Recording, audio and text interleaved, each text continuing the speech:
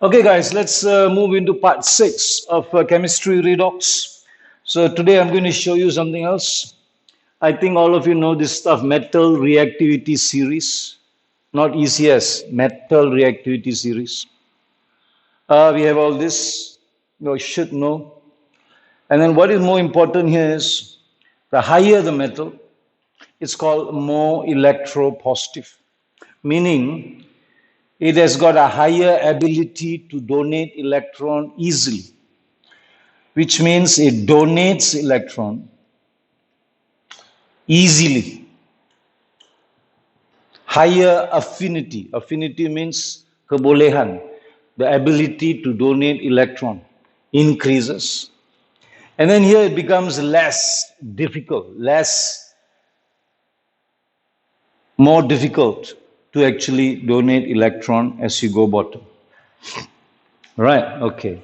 So to demonstrate this, redox. What's redox again? Reduction and oxidation must happen at the same time together simultaneously.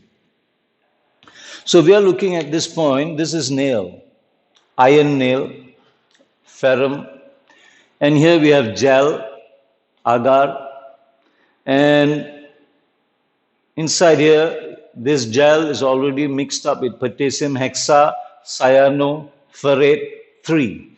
What is this? Potassium hexacyanoferrate 3 is used to detects what? Detects Fe2 plus ions. And phenolphthalein is used to detect OH ions. So when this phenolphthalein detects OH ions, it turns pink. I think you know this. It turns to pink.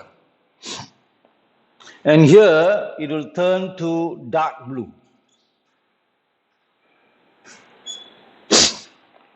So please take note.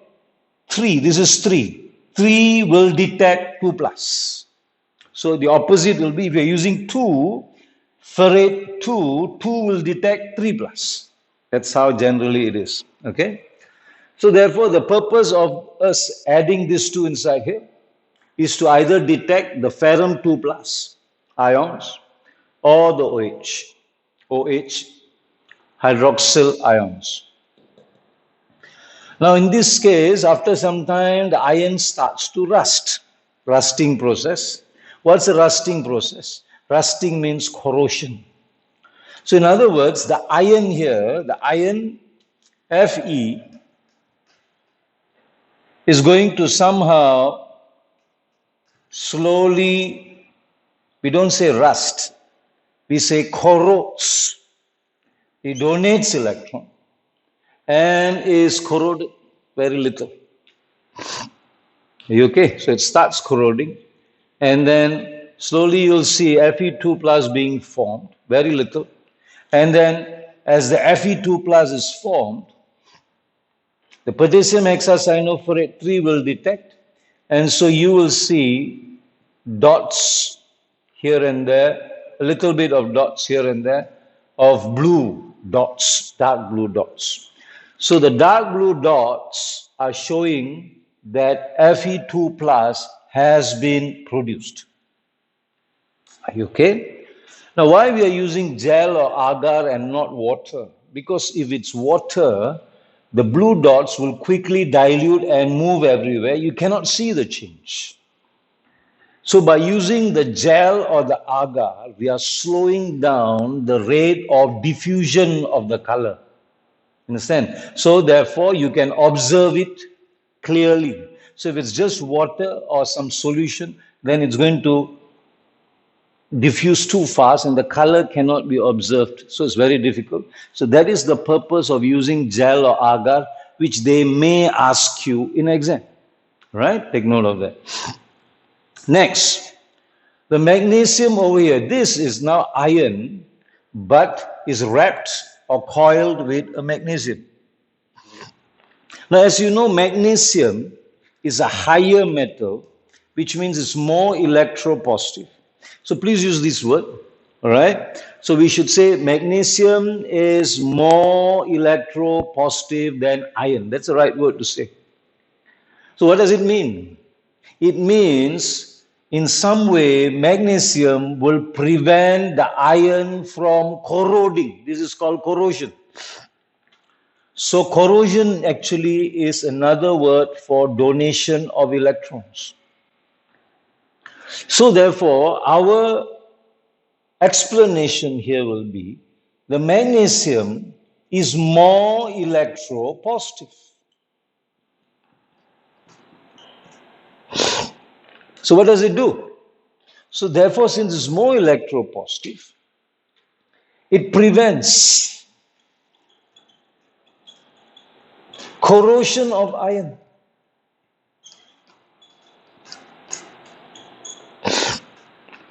It prevents the corrosion of iron. So in other words, magnesium will corrode. Why? Because it's more electropositive. So in other words, sometimes we will call magnesium as the sacrifice metal. Logam korban in Malay. All right, which means the magnesium, in simple words, sort of saves the iron from corroding. This is sometimes used in underground iron pipes. We don't want the iron pipes to rust, carrying water, supplying water. So at certain distances, they will actually wrap with some more electropositive metals, either magnesium or even zinc. Okay? So anytime two metals touch, the lower, less electropositive will not corrode, but the higher, more electropositive metal will corrode. So in this case, the magnesium will start corroding. I'm going to write it here. So magnesium will start corroding and starts to form like this. Okay? So in this case, there is no iron 2 plus. So there is no detection of iron 2 plus. It doesn't give you a blue, dark blue dots anywhere. However, the electrons from here, because there's water and oxygen here, so what's going to happen? Water and oxygen together with the electron, I think you should be familiar with this. This comes under electrolysis equation and cell. You will actually get 4OH being formed. And the OH here will now be detected, and so the color will change to pink. This is for diagram number 2, okay? So I'm going to put 2 here. This is 1 and this is 3. So this equation is for number 2. So therefore, you will start seeing some pink color being formed, detected by phenolphthalein. What is phenolphthalein detecting? It is detecting the OH. Right, okay. Here also some amount of OH is formed, but the OH is just very little, so the detection goes unnoticed, not much detection. So in SPM, we don't talk about it, right? We don't talk about it. Anyway, OH will be formed, and some people might ask, why the OH is not reacting with Fe2+. Don't go into that, because that's a bit higher level. If you want to know, it's about precipitation constant, which we will study in Form 6. So until now, don't talk about the OH, and they're not going to ask you about OH at this point. Are you okay? But here the OH is formed because magnesium is quite reactive. It can actually react with water at a faster rate. So that is why you'll see a lot of OH being formed and pink color, right, being formed again. Now over here again, copper and iron is a higher, more electropositive than copper, which means, what is the logic here? What's the important point here? Whichever metal is more electropositive is going to corrode first. So what's the conclusion here? Let's put down, if you are more electropositive,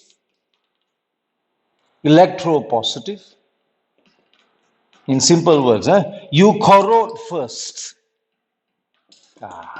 So this is your understanding Of course, you can write it down in a better sentence. But whoever is more electropositive, whichever metal is more electropositive, it's going to corrode first. What's the meaning of corrode first? It's going to donate electron and form ions. So corrode means donate electron, become ions.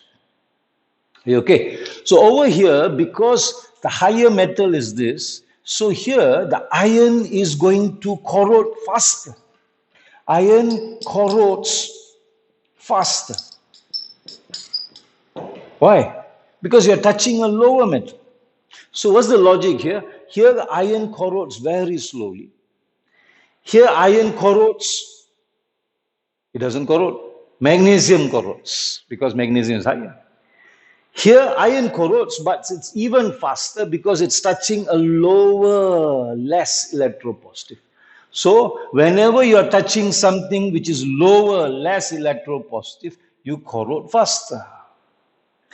If the iron is touching something more electropositive, you don't corrode. So that's the logic here. So therefore, as the iron corrodes faster, more Fe2 plus ions are formed. And so you will have more blue dots being formed over here. So what's a simple and what's the conclusion? Conclusion is simple. If you touch something higher, you're saved. You don't get corroded if you're touching something higher. But if you're touching something lower, you'll be damaged, you'll be corroded. All right? So that is the understanding of this. So coming back to here, that means any two metals touch. Remember, any two metals touch, one of it is going to be corroded faster.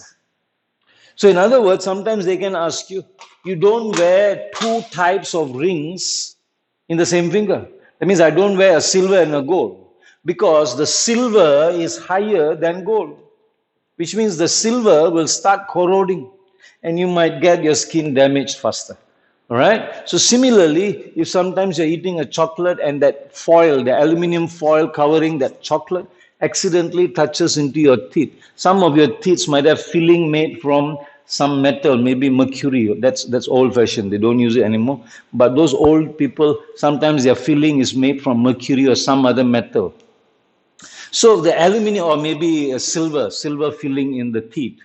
So the silver, this is your teeth. If the silver is being filled inside your teeth, and then accidentally you took in a small piece of aluminum foil. If the aluminum foil touches your silver filling, remember aluminum and silver, aluminum is higher. So at that point, it's going to have some form of electropositive effect where the aluminum will donate electron. A small current might flow inside, electrons flowing. You might feel a sharp pain.